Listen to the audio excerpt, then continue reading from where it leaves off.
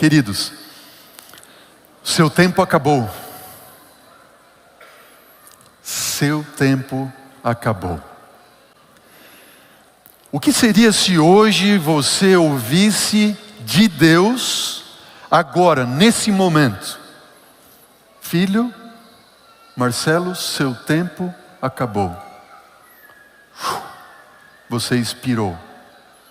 Se hoje eu dissesse a você, ou Deus dissesse a você: seu tempo acabou, você não tem mais o que fazer. Abra comigo a palavra do Senhor no Evangelho segundo Mateus, capítulo 24. Veja, Mateus 24, verso 4 a 8, diz assim: e Jesus lhes respondeu, quando os discípulos perguntaram acerca dos sinais da sua vinda, do final dos tempos. Jesus disse, versículo 4, vede que ninguém vos engane, porque virão muitos em meu nome, dizendo, eu sou o Cristo, e vão enganar a muitos. Certamente ouvireis falar de guerras, rumores de guerras. Vede, não vos assusteis, porque é necessário assim acontecer, mas ainda não é o fim. Porquanto se levantará nação contra nação, reino contra reino, e haverá fomes e terremotos em vários lugares. Porém, isto é o princípio das dores. Esta palavra dores aqui, princípio das dores, essa palavra dores é usado para dores de parto. Quantas aqui das irmãs já sofreram dores de parto? Erga a mão. Diz que é a dor mais que existe, né? E vem uma contração.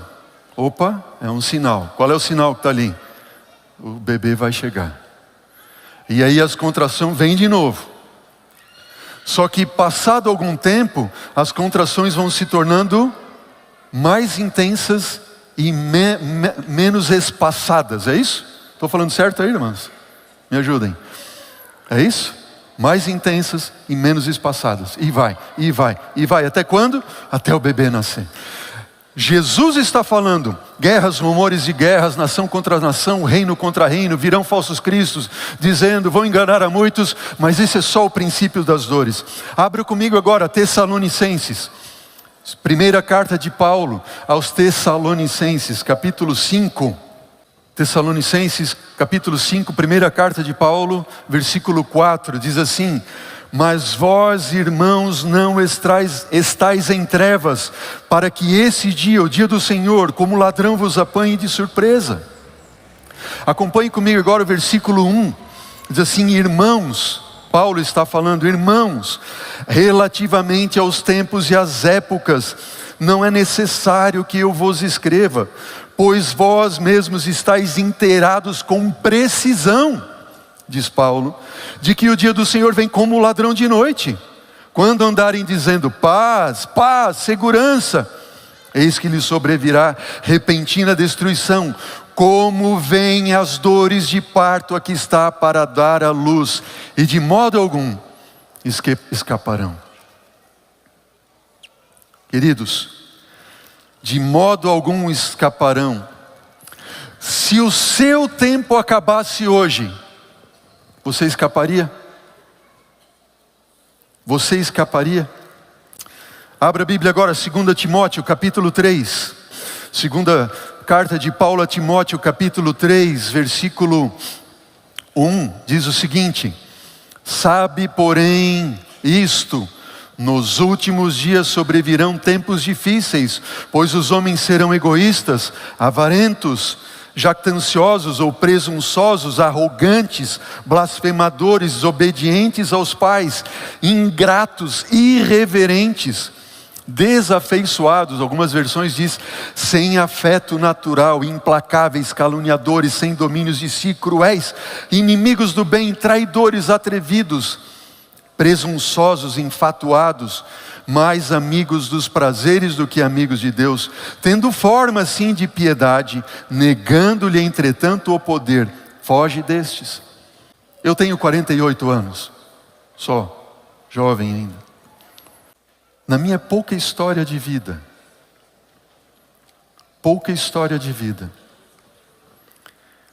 Eu ouso arriscar com vocês que nunca o mundo viveu numa situação como esta que nós acabamos de ler. Tão intensa. Concordam comigo, não? Olha as características. Nunca em nenhum momento, acredito eu, ouso dizer, na história da humanidade, houve tanto egoísmo por parte do ser humano, tanta arrogância, tanta blasfêmia, tantas crianças desobedientes aos pais. Nós temos que orar pelas professoras e professores das escolas. Quem é professor, professora, sabe bem disso. Implacáveis, sem domínio de si. Concordam comigo, não? Nenhum momento da história da humanidade o ser humano apresentou tamanho problema de ordem psicológica, moral, como nós vemos aqui a palavra do Senhor nos dando. E o último texto que eu quero dar para vocês nessa série de textos relacionados à vinda de Jesus, diz ali a segunda carta de Pedro, agora abra lá a segunda carta de Pedro, também no capítulo 3, leia comigo, vamos à palavra do Senhor, deixa a Bíblia falar para você. Segunda carta de Pedro no capítulo 3, diz assim, capítulo 3, versículo 3 e 4. Tendo em conta antes de tudo que nos últimos dias virão escarnecedores, com os seus escárnios andando segundo as próprias paixões, e dizendo, onde está a promessa da sua vinda? Porque desde que os nossos pais dormiram, todas as coisas permanecem como desde o princípio da criação estão. Você já ouviu alguém dizendo assim, Jesus não vai voltar coisa nenhuma. Não muda nada. Meu pai aguardava, meu avô aguardava. Alguns podem dizer, meu bisavô aguardou e etc, etc. E Jesus não veio. Escarnecedores. Versículo 9, do mesmo capítulo, da segunda carta de Pedro, 3. Não retarda o Senhor a sua promessa, como alguns a julgam demorada. Pelo contrário, Deus é longânimo para convosco, não querendo que nenhum pereça, mas que todos cheguem ao arrependimento. O dia do Senhor, diz o versículo 10, virá como o ladrão, e os céus passarão. Queridos, quero levar você a refletir um pouco sobre o tempo. Você pode conhecer pessoas, e certamente conhece, que têm mais recursos que você.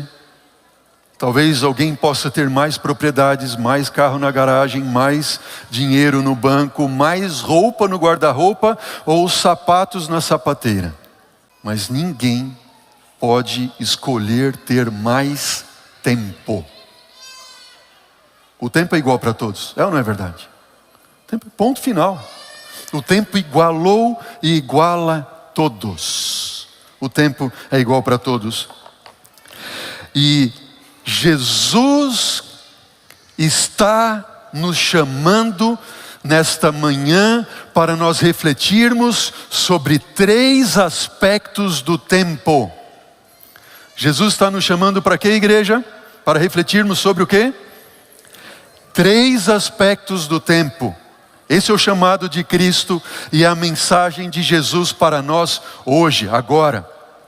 Primeiro aspecto do tempo. Número 1, saiba o tempo que estamos vivendo. Eu não sei o que está acontecendo, mas nós estamos praticamente que como dormindo em berço esplêndido enquanto o mundo está acabando. É ou não é verdade? Daqui a 2 sábados, você vai receber o desafio e eu apelo para você em nome de Cristo Jesus, que morreu por você e por mim na cruz do Calvário. Nós vamos sair daqui de dentro da igreja por volta das 11 horas da manhã, dia 25, Se Deus assim permitir e tudo ocorrer bem, conforme nós estamos orando e planejando. E nós vamos sair aqui 2.000 pessoas para distribuir 50.000 exemplares do livro O Grande Conflito. Esse é o livro do tempo do fim, sim ou não, igreja? As pessoas precisam saber o tempo em que estão vivendo. O mundo está perdido, Jesus está voltando e o mundo está em trevas. E Deus nos chamou para sermos sal e luz. Amém por isso. Você e eu precisamos saber o tempo em que nós estamos vivendo. Paulo, quando ele escreve aos Romanos, no capítulo 13, versículo 11, eu leio aqui, você pode acompanhar na tela ou abrir a sua Bíblia. Paulo diz assim: e digo isto a vós outros, que conheceis o tempo. Paulo não diz assim que deveriam conhecer o tempo. Diz assim, vocês que sabem o tempo. Olha para mim, igreja. Você que é um membro da igreja adventista do sétimo dia, pode talvez dizer, e podemos afirmar que mais do que ninguém, pelos estudos proféticos, sabemos que Jesus está voltando e o tempo em que nós estamos vivendo. É ou não é verdade? Concordam comigo, sim ou não? Essas palavras de Paulo são para nós. É como se Paulo estivesse falando para a última geração que estaria habitando na face da terra. Última geração esta que deveria dar o sonido certo à trombeta e advertir o mundo que está condenado à destruição, que Cristo vem.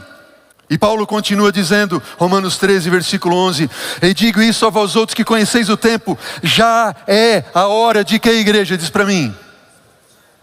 De despertar. Acorda. Acorda. É hora de despertar do sono, porque a nossa salvação está agora mais perto do que quando no princípio cremos. Quando a gente vai aos evangelhos e vê que dos 4 evangelhos, 3 dedicam um capítulo inteirinho apresentando os sinais da volta de Jesus, isso não é por acaso. Absolutamente não. Mateus, Lucas, Marcos, Mateus 24, Lucas 21, Marcos 13. Isso não é novidade para nós. Guerras, rumores de guerras, falsos cristos, falsos profetas, fomes, terremotos, desastres, epidemias, pandemias, perseguições, sinais nos céus, lamento entre as nações. Isso sempre aconteceu, sim ou não, igreja? Sempre aconteceu. No entanto, eu quero que você reflita comigo o seguinte. Antes do século 20, guerras, terremotos, epidemias, etc., eram eventos isolados. Hoje nós estamos vendo esses eventos no mundo todo e numa forma crescente, absurda. É ou não é verdade? Pense comigo. Eu vou dar alguns exemplos para vocês que eu estive refletindo. Número 1, epidemias ou pandemias. A história registra 5 grandes epidemias no mundo. 3 delas aconteceram no último século. E uma delas, que foi aquela que você passou, que você viveu, foi a maior de todas da história da humanidade. Você está entendendo? Sinais dos tempos. Número 2, guerras. Em nenhum outro momento da história da humanidade, o homem teve a capacidade e o poder de destruir grandes massas e até mesmo extinguir a vida na terra através de uma guerra nuclear. Nenhum momento. Hoje o homem tem essa capacidade. Loucura. Loucura. Eu tenho pensado, né? Você acompanhou um terremoto que aconteceu faz poucas semanas na Turquia, e a gente vê aquelas cenas e nós ficamos com o coração. Uma pessoa que foi salva. Eu vi uma cena de os salva-vidas ali tirando dos escombros um corpo de um rapaz. E aí eles vão tirar um corpo de um homem. E esse homem está numa forma curvada assim. E quando eles puxam o corpo daquele homem, ali havia um bebê. Não sei quantos de vocês viram esta cena. E quando eles puxam, o bebê estava vivo. Allah Akbar. Glória a Deus. O pai se curvou sobre a criança para salvar. A gente vê uma cena como essa e fica com o coração partido e pensando, meu Deus, uma alma foi salva. Você lembra, há poucos anos atrás, aquele desastre que aconteceu na Tailândia, lá numa caverna, que 12 jovenzinhos ficaram presos e o mundo se comoveu para salvar 12 jovenzinhos. E quando aconteceu no Chile um desmoronamento lá numa mina do Chile, o mundo se moveu para salvar aqueles homens. Mas é tão grande, tão gritante a incongruência de ver um mundo se preparando para se destruir em guerras.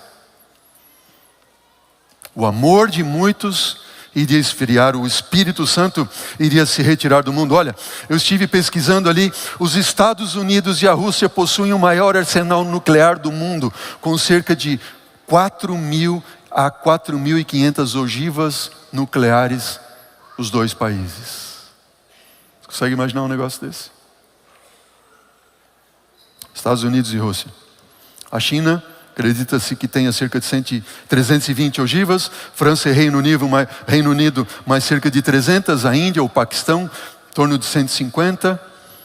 Coreia do Norte não se sabe, mas acredita-se que em torno de 40 ogivas. Na verdade, diz o escritor apocalíptico em Apocalipse 11, versículo 18, as nações se enfureceram, chegou porém a tua ira, a ira do Senhor, e o tempo determinado para serem julgados os mortos, para se dar o galardão aos teus servos, os profetas, os santos, e os que temem o teu nome, tanto aos grandes quanto aos pequenos, e para destruirdes os que destroem a terra. Economia global.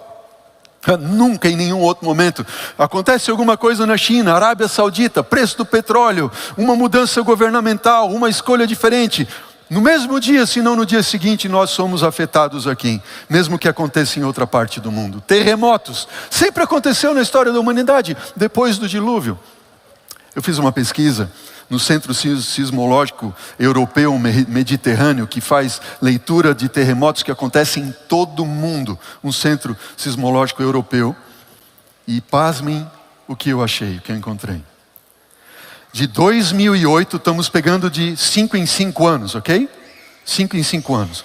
Peguem ali, primeiros 5 anos, 2008 a 2013. Aconteceram cerca de 110 mil, estou arredondando, 791 abalos sísmicos registrados no mundo. Estamos juntos? 2008 a 13, 110. Vamos pegar de 2013 a 2018? 224 mil. 8 a 13, 110. 13 a 18, 224. Dobrou. E o que você acha que aconteceu de 18 a 23, os últimos 5 anos? 427 mil abalos sísmicos registrados no mundo. Duplicou novamente. 100, 200, 200, 400. Isso diz alguma coisa para você? Dores de parto? Dores de parto. Jesus está voltando. Prepara-te. Prepara-te. Se nós fôssemos falar ainda em profecias, Daniel 2, a gente está lá na pontinha da unha. Daniel 7, o domínio do chifre pequeno. Tudo, 7 igrejas, Laodiceia somos nós.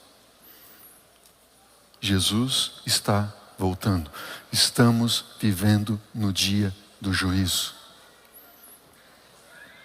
Estamos vivendo no dia do juízo investigativo. Em breve a porta da graça irá se fechar. Já aconteceu com você alguma vez? Com certeza.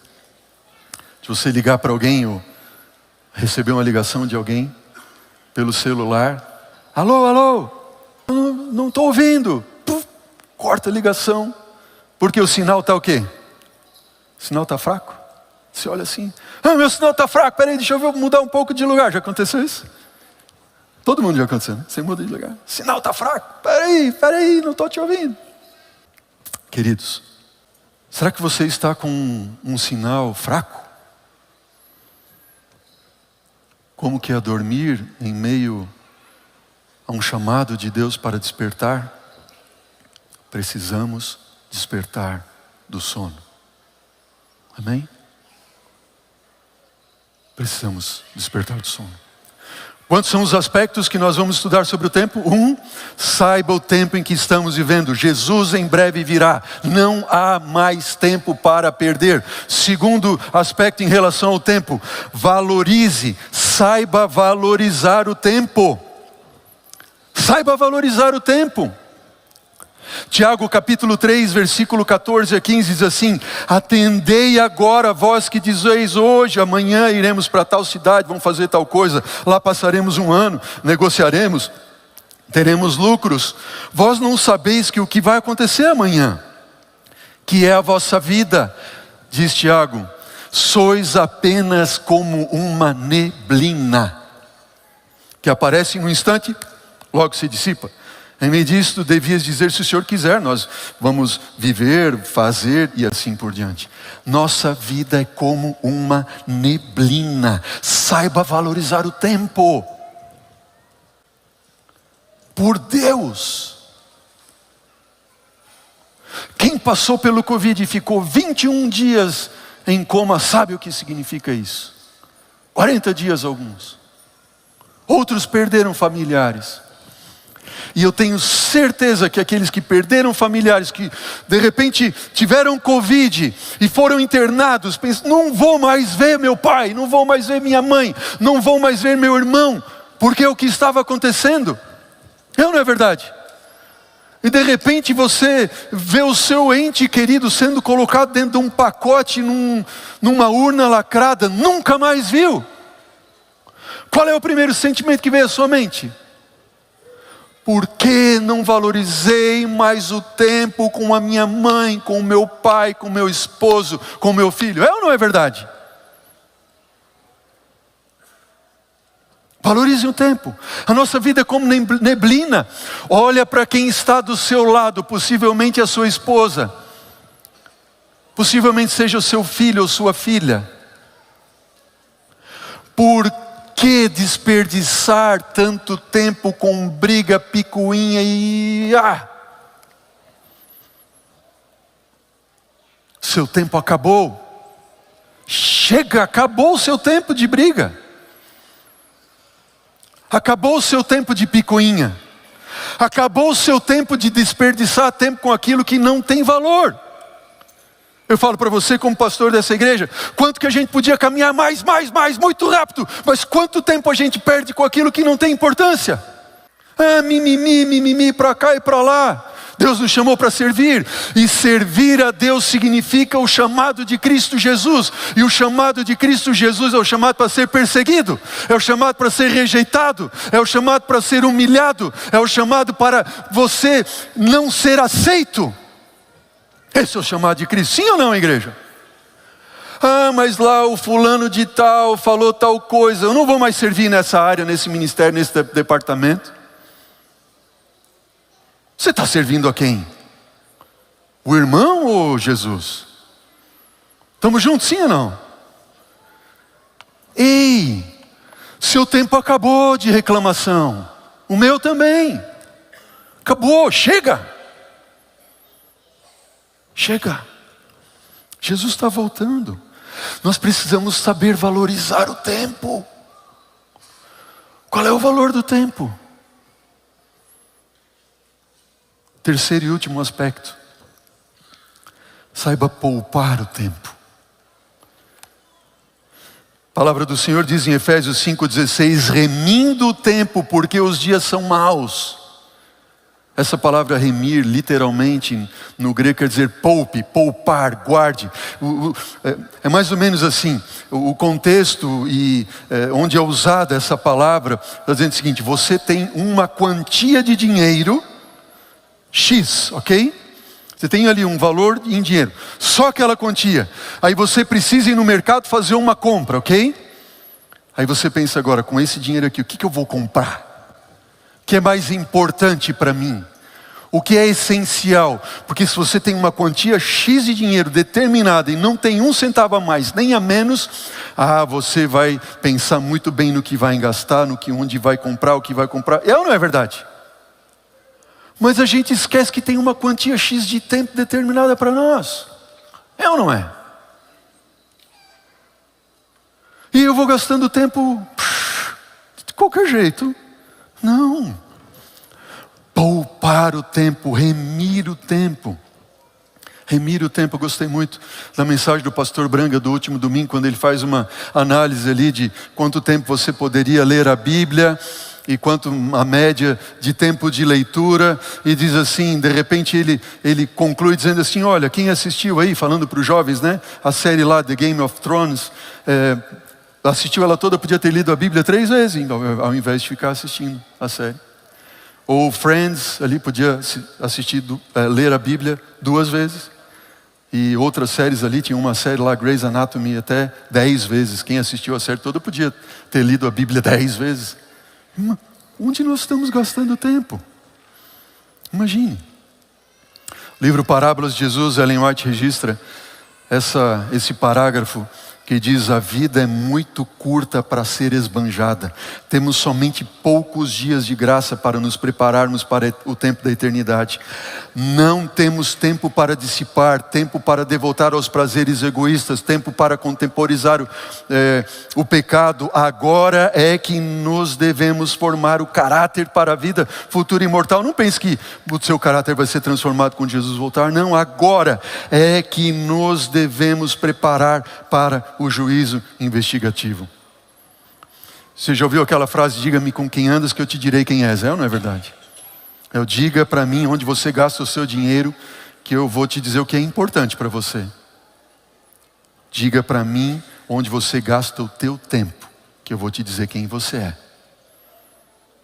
Se você é filho da luz ou filho das trevas. Se você é filho do reino eterno ou filho deste mundo que está condenado à destruição. Diga onde você gasta o seu tempo, e eu vou te dizer quem você é. Todos nós deveríamos todas as noites fazer pelo menos 3 perguntas. Eu usei o tempo de forma correta hoje? Acabou o dia? Você devia te fazer essa pergunta. Eu usei hoje o tempo de forma correta? Eu usei. Estou eu consciente do tempo em que estou vivendo? Eu valorizei o tempo hoje? Eu poupei o tempo hoje, investindo e não gastando tempo?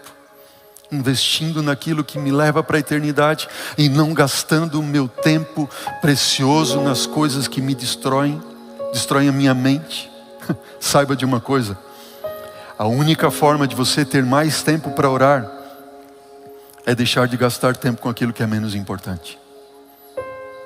A única forma que você tem de investir mais tempo em leitura da Bíblia é deixar de gastar tempo com aquilo que não edifica o teu caráter, não te prepara para a vida eterna. Deus está falando para mim. A única forma que você tem ou pode ter mais tempo de servir a Deus, como Deus espera que nós assim o façamos, é deixar de gastar tempo em coisas que não nos levam a nada. É ou não é verdade? Spock, Jesus está voltando, amigão. Jesus está voltando. Você precisa saber, e eu, o tempo em que nós estamos vivendo. Você e eu precisamos dar mais valor ao tempo que temos. Que nenhum de nós seja apanhado no arrependimento de eu poderia ter dedicado mais tempo para o meu filho e para minha filha. Por que eu fiquei trabalhando tanto tempo? Por quê? Agora ele se foi, ela se foi. Por que eu desperdicei tanto tempo com aquilo que não era necessário? Por quê? Por quê? Ontem nós tivemos o culto fúnebre da nossa irmã Neuza Bells, esposa do pastor querido, pastor Cláudio Bells. Eu estive aqui também a celebrar o culto de gratidão do pastor, da vida do pastor Cláudio Bells, maio do ano passado. E ontem nós nos despedimos, a família, amigos se despediram da irmã Neuza Bells. Foi um dos momentos mais lindos ali, quando ouvimos os testemunhos dos netos. E eu vi um testemunho do neto do Gastão, é um neto, esposo da neta dela, dizendo para ela, né, para a irmã Neuza: a senhora transformou a minha vida. Eu sou outra pessoa completamente diferente depois que a senhora entrou na minha vida. Eu sou outra pessoa. E ele derramava lágrimas, dizendo: essa mulher foi tudo para mim.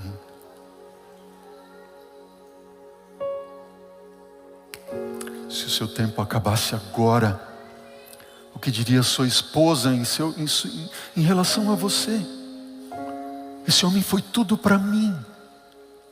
Ele mudou a minha vida, ele me preparou para eu ir para o céu. O que teu filho diria para você se o seu tempo acabasse hoje, agora?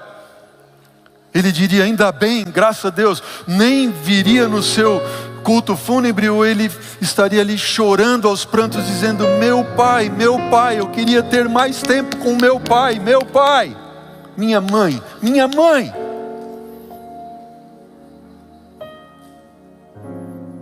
Eu tive o privilégio de conhecer ontem o irmão Hélio, professor Hélio Ítalo Seraim.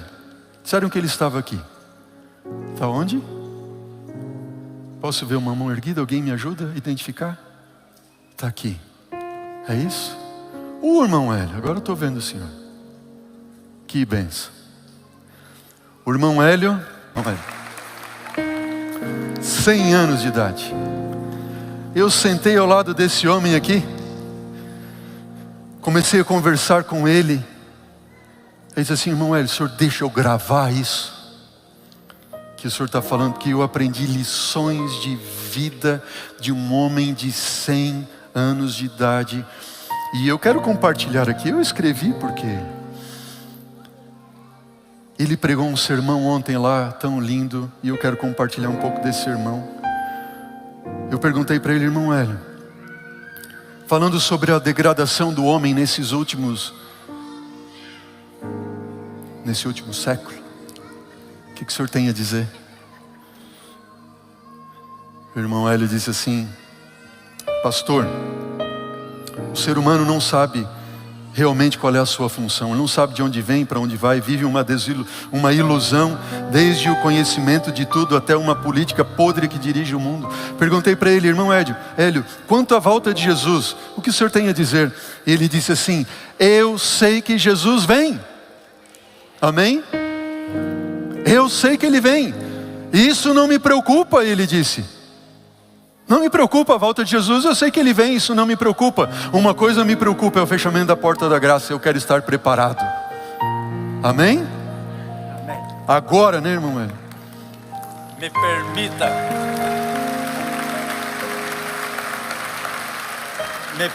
pastor, uma palavra aos irmãos. Quero dizer nessa manhã, com todo amor, com todo carinho fraternal, essa mensagem eu quero dirigir a vocês.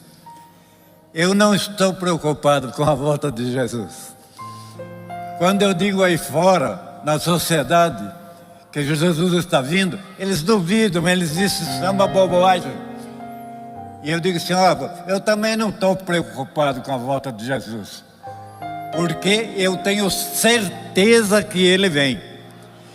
Eu estou preocupado com uma outra coisa, que o pastor já citou. Se a porta da graça ainda não se fechou. Isto é importante para mim. E Se eu pode fechar para estou nós agora, né, irmão? preparado no momento que essa porta se fechar. Mas a igreja está fazendo o seu papel. Este sermão de hoje do pastor não é comum.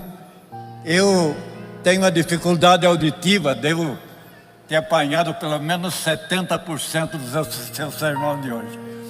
Mas esta mensagem nua e crua que ele apresentou, eu sei que às vezes bate no coração de algumas pessoas e volta sem muita expressão, por quê? Meio agarrado a Cristo e meio agarrado ao mundo. E quando quer se desligar, o que acontece? Ele sente uma pressão do mundo segurando e cede. Este é o momento, irmãos, de nós nos desprendermos do mundo. Amém? Matéria vai ficar aí. Eu costumo dizer que aquela expressão que sempre usamos em alguns sermões, que nós nada levamos deste mundo, no fundo não é verdade. Quem falece, quem vai dormir o sono da morte, não leva nada? Leva sim alguma coisa. Com certeza, né, irmão Hélio? Eu perguntei ontem para o irmão Hélio, eu queria terminar com esse ponto, irmão Hélio, que me tocou bastante, me tocou. Eu falei para o senhor ontem. Eu perguntei para ele assim, irmão Hélio, sobre o valorizar e poupar o tempo, sobre a brevidade da vida, o que o senhor tem a dizer? Ele disse assim, eu tenho 73 anos de casado. E a esposa, irmã Glória, estava lá conosco, não sei se ela está aqui. 73 anos de casado. E eu respondi, uau, isso é extraordinário, 73 anos de casado. E então ele disse assim para mim, isso é uma prova de que as coisas de Deus podem durar. Amém? 73 anos de casado, uma prova de que as coisas de Deus podem durar. E aí ele deu uma risada e disse assim, outra prova disso é que ela tem paciência comigo. Sabe o que me chocou?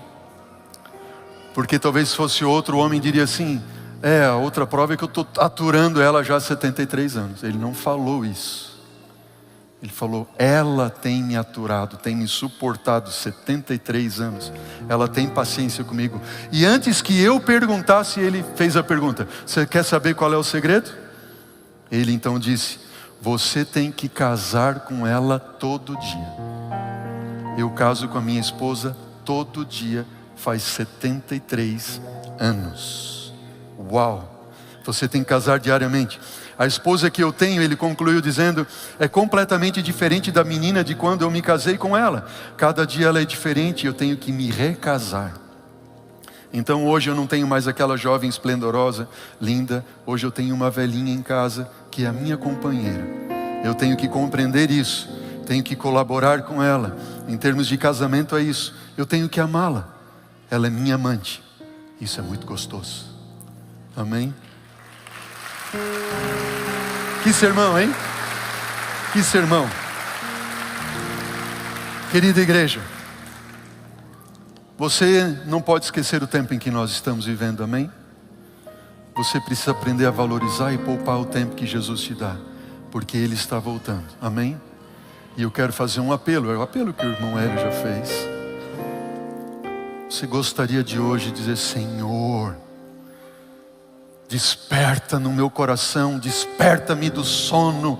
Nós vimos que nós estamos dormindo, e se nós estivermos dormindo, o diabo vai nos levar para a sepultura eterna. Senhor, desperta-nos do sono. Senhor, ajuda-me a valorizar o tempo que o Senhor me dá. Ajuda-me a valorizar o tempo com as pessoas que mais são importantes para mim. seu tempo chegou de reclamação, de briga em casa com esposa, filho, filha na igreja. Agora não é mais tempo disso, é tempo de entregar o coração a Jesus, amém? Vamos orar. Senhor, aceita a nossa entrega, Pai. Te pedimos, Senhor, em nome de Cristo Jesus, toma nossa mão, leva-nos nos teus caminhos e usa-nos, Senhor Deus. Ajuda-nos, Pai, a remir o tempo, valorizar o tempo, a despertar para o tempo em que estamos vivendo. Por Jesus clamamos. Amém, Senhor. Amém.